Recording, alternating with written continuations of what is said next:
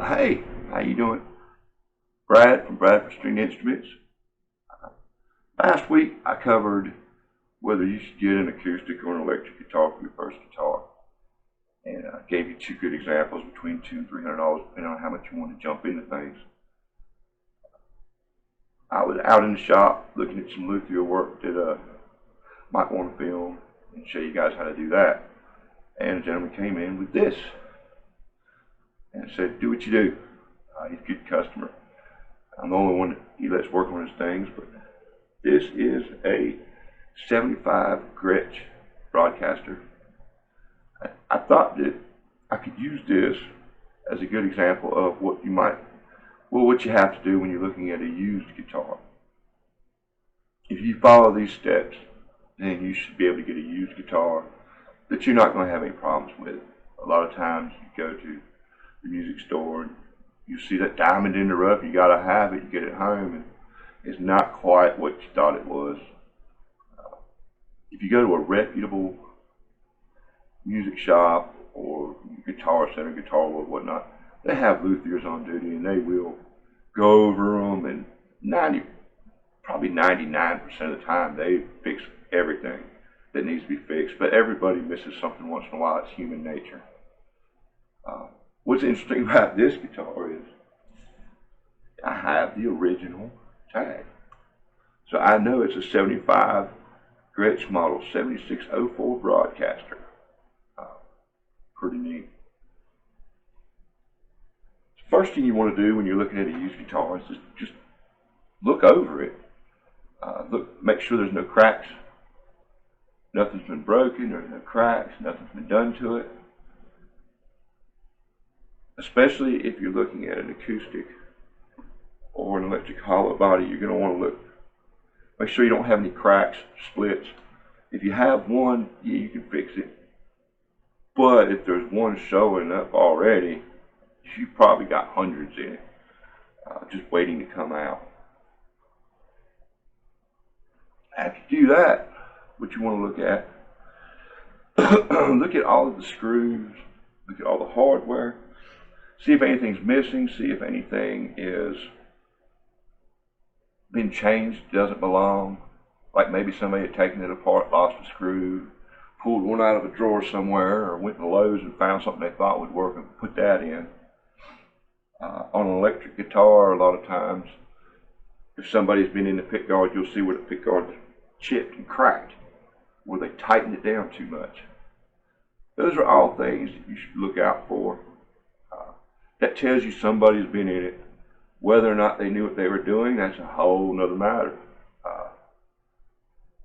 If the guitar is worth enough and you're willing to deal with that possibility of having to go in there and redo some wiring, well, and you're getting a good enough deal, certainly get it, but that's a red flag that I look for. When I get one in like that, and like this gentleman, just do what it needs.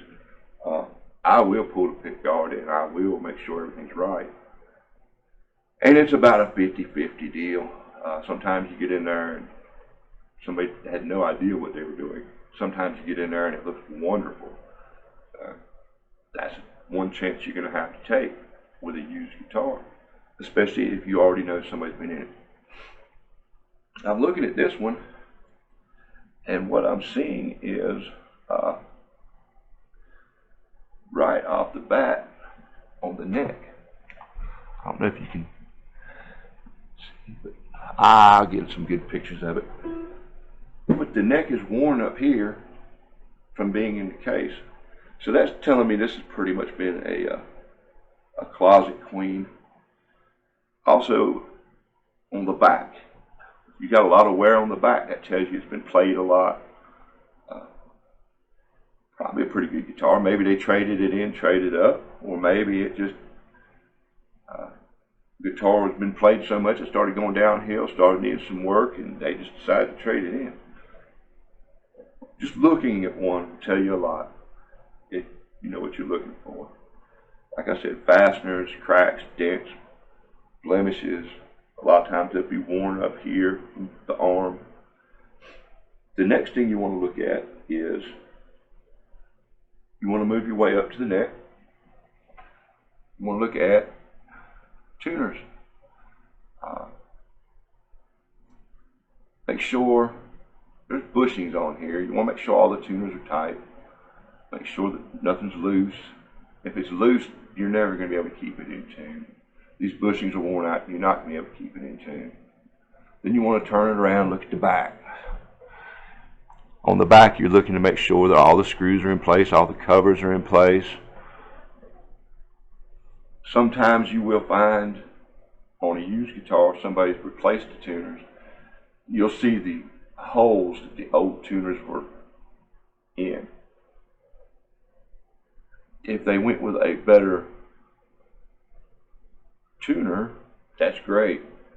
If they just put something on to get rid of it and sell it, or they bought the cheapest tuner set they could find on Amazon, it may be a worse tuner set than what came on it. You have to look at that, consider that. Then you want to look at the neck. When you're looking at a neck, you want it to be straight, of course. There's a lot of things to look at on a neck. I could talk all day about a neck. Of course, you're not going to have a straight edge in your back pocket. But you have something better than that. You have this string under tension from the nut to the bridge. It's perfectly straight. You look down the neck.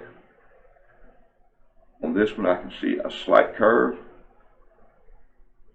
Like maybe somebody had, well, probably with this one, over the years of having these strings on it in the case, brought the neck forward. I can see a slight curve in that neck, but it's not a bad curve. Something I think I can get out with it. Just a truss rod adjustment. We'll find out. And it's the same on the other side. You want to check both sides. If one side is a slight curve or straight and the other side is doing something completely different, that means the neck could be twisted. You hang it back on the wall. You don't want to deal with a twisted neck. There's nothing you can do. If it was collectible, you steam it and work it and work it and work it. It's not worth it. If you're just looking for something to play, a good quality used guitar to play, it's not worth it.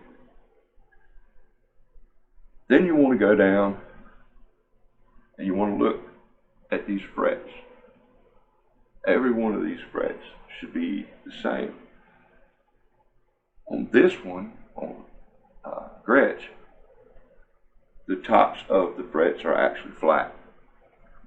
Most of the time, these days, I would say all the time, the top of the fret is rounded. Every one of these should have the same radius, the same round edge.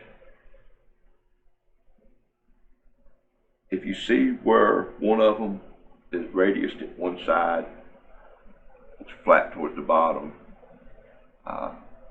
then you know that was where the owner had played it the most. That, coupled with a curve in the neck, tells you that they were probably getting a little bit of buzz out of it, and they were trying to compensate and make it playable again. Most likely you're looking at least a fret releveling, which isn't a bad job to do, and I'll show you how to do one in a coming up video. The other thing you want to look at is the fingerboard itself. Usually towards the top you're going to find where constant pressing down on those strings has worn out the wood. Steel string is harder than wood, so you'll see that it's got dents and dimples in it. If they get really bad, then it'll affect the playing, and you'll have to pull all the frets, re-level the fretboard. In extreme cases, you'll have to, well, what I usually do is just replace the entire fingerboard. It's not worth it to me to try to set one back up after I've taken a 32nd of an inch or a 16th of an inch off the fingerboard. Then once you're set up, this one, I don't know if I would replace this one. I would probably sand this one down and do what it took, simply because I would not want to interfere with the finish. I'm going to keep everything as original as possible on this one. So you've looked at the body, you've looked at your hardware, you make sure everything's tight. Checked out your tuners, checked out your neck, you see what's going on with it. This one's just, there's a lot of oxidation, and I can see where the fingerboard's getting dry, but it really has not been played much. The nut is a little bit shallow on this one. I don't know if maybe somebody was trying to get the action down by adjusting the neck, or changing the nut out. Then, what you want to do, plug him in.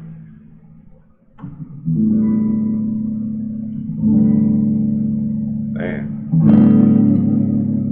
make sure everything's working. I plugged this one in earlier. And I don't know if you can hear that. Sounds like static. That's my volume knob. Got like some static coming out of the amp. This potentiometer probably just needs to be cleaned, or it's been sitting in the case for Lord knows how many years. I want to make sure everything is working. You don't even have to play a song.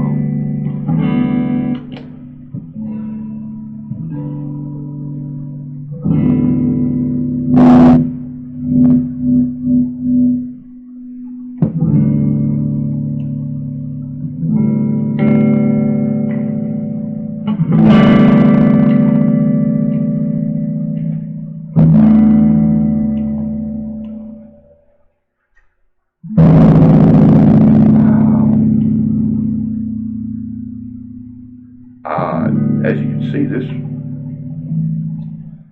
probably going to be a tone. Probably a tone knob, possibly a volume knob for a second. There it goes, it's working. But everything works on this, but I'm not happy with it because I'm hearing static. I'm not getting smooth transition through my potentiometers. We know the pickups are working, they sound great. We know the nut needs some work. The electrical work needs some work. I don't think I'll have to purchase potentiometers, although that is probably a good idea. I'll have to contact him and see if he's just gonna want this cleaned up. Keep these original. Most of the time you can't tell if these are original or not when you're going back. Thinking of it as a collectible. Overall, it's a great guitar. But if I were going to be purchasing this new, in my mind I would be thinking, okay, they want, say, $800 for it.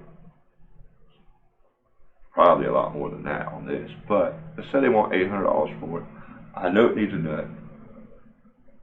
I know my neck has got quite a bit of curve in it. It's probably because this nut's set up. It could be because of some frets. I'm not seeing any damage, but without putting a straight edge on it and actually checking feeler gauges and checking relief, I know it's going to need a little bit of neck work. The paint's going to shine up. All my hardware's going to shine right up. I'm going to have to pull the electrical work out of this guitar. I'm going to have to find a schematic. I'm going to have to do some research and see exactly what everything's supposed to be. Sometimes it can be cleaned. If it was mine, I would clean it, keep it all original. This is up to the owner, it's up to you. So you got an $800 guitar. You're looking at probably $25, $30 for a good quality nut. Potentiometers, that's 1, 2, 3. That's another $60 or so, maybe $75, depending on what they are. Definitely wouldn't want to go with anything less than perfect quality and top end on this. So I could use that as bargaining tools and try to get the cost down a little bit.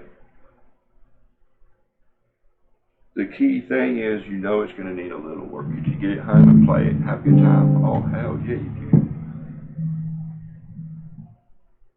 And, you know, a weekend's worth of work, this thing would be absolutely showroom, brand new, everything perfect on it. No big deal. A lot of just really easy work to do on this. And I'm actually going to take this into the shop, and next week we're going to break into this. I'm going to show you how I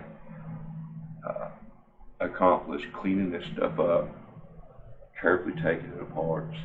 And we're going to do probably several weeks on just this guitar, especially setting up the neck, setting intonation, and just having a blast with it, really.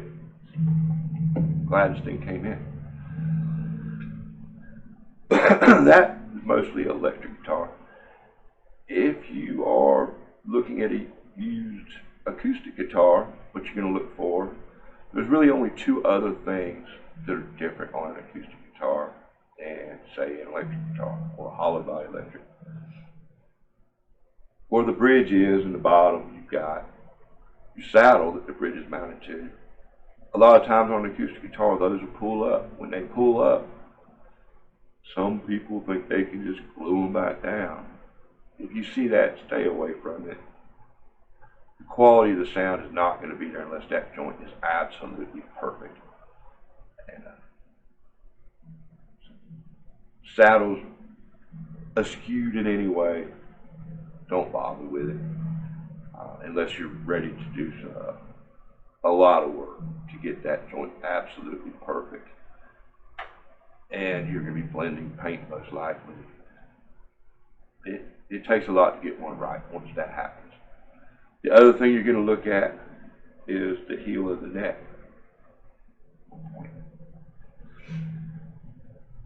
You want a good tight joint. You want to make sure that you can't see where somebody had done any repair work to it. Like maybe it had gotten loose and they poured epoxy in it and shoved it back in. It needs to be a good tight joint. There again, that's helping the resonance from the strings. Everything on a guitar has to be tight for those strings to ring out like they're supposed to. Don't set yourself up for a fall. There's nothing wrong with loosening the strings and giving the neck a little push, a little pull, and see if that joint flexes. I wouldn't get crazy with it, break it, because then you break it, you bought it. But these are all really good things to think about. And until then, until we jump in on this thing next week, have a good weekend, have a good week, and I'll talk to you later. In the meantime, hop on the music train, take a ride with me.